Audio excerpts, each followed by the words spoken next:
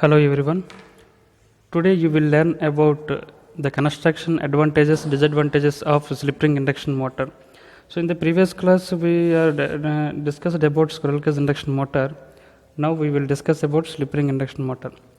Now coming to the construction compared to the squirrel cage induction motor, there are completely short circuited bars, copper bars. Here there is a winding that is connected in a star connected.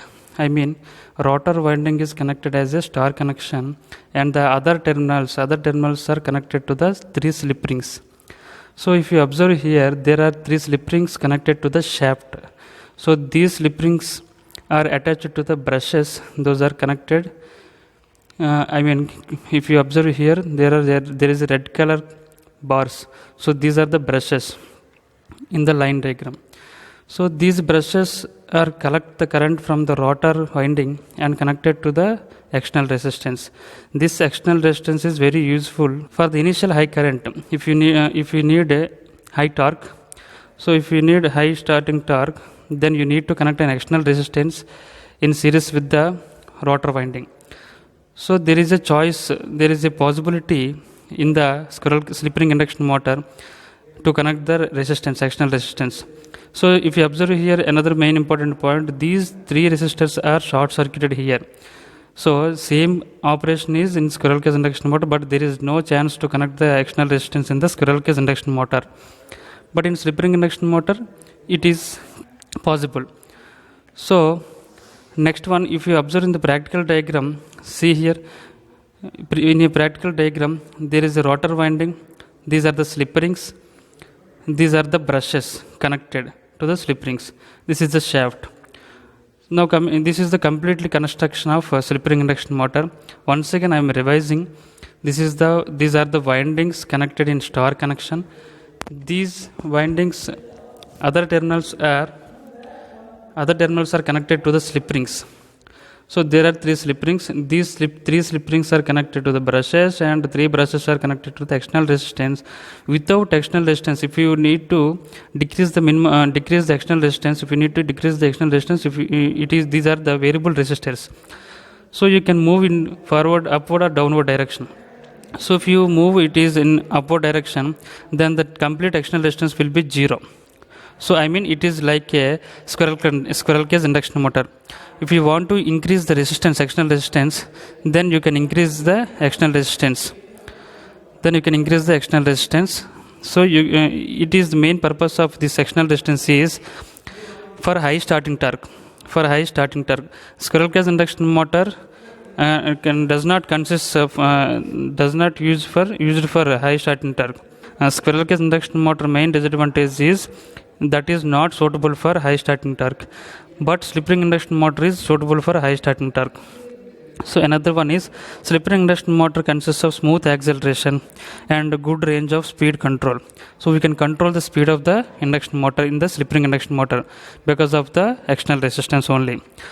So these are the main advantages. And coming to the disadvantages, it is a high cost compared to the squirrel cage induction motor. And coming to the construction, squirrel cage induction motor is a simple construction, but slip ring induction motor is complicated construction. It needs more maintenance. But squirrel cage induction motor, there is no need to maintain regularly because there is no winding in the squirrel cage induction motor. So coming to the applications, same compared to the squirrel cage induction motor, these are also used in elevators, cranes, hoists, industrial purposes, and printing presses also, etc. So these are the main applications of slip ring induction motor. So by comparing the squirrel cage and slip ring induction motor, main comparisons are there are brushes in slip ring induction motor. Squirrel cage induction motor consists no brushes. And coming to the slip rings, so slip rings also consider here, but in squirrel cage induction motor there are no slip rings used.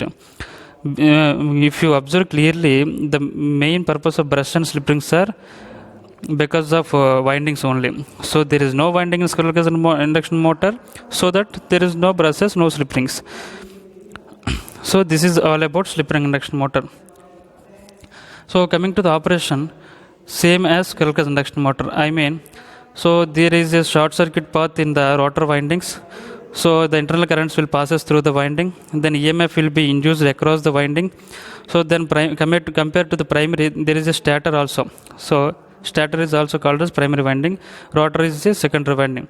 So from the primary there is a EMF because of the power supply, rotor has an EMF because of the short circuited path. So it is also called as short circuited transformer. I mean secondary winding is short circuited transformer, so it is a rotating transformer. So okay, don't confuse here. So stator consists of EMF, secondary winding, I mean rotor is also consists of EMF because of the short circuit path.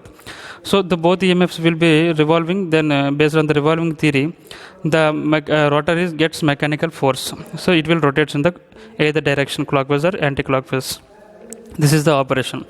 So main important point is this is the diagram. This diagram is very important in the examinations, and you can explain it clearly by the diagram, because of everything is in the diagram. So you can clearly write by mentioning the points and labeling the parts. So main points are advantages, disadvantages compared to the squirrel cage induction motor and the uses. Okay, thank you very much. If you have any doubts, please comment in the comment box. Thank you very much.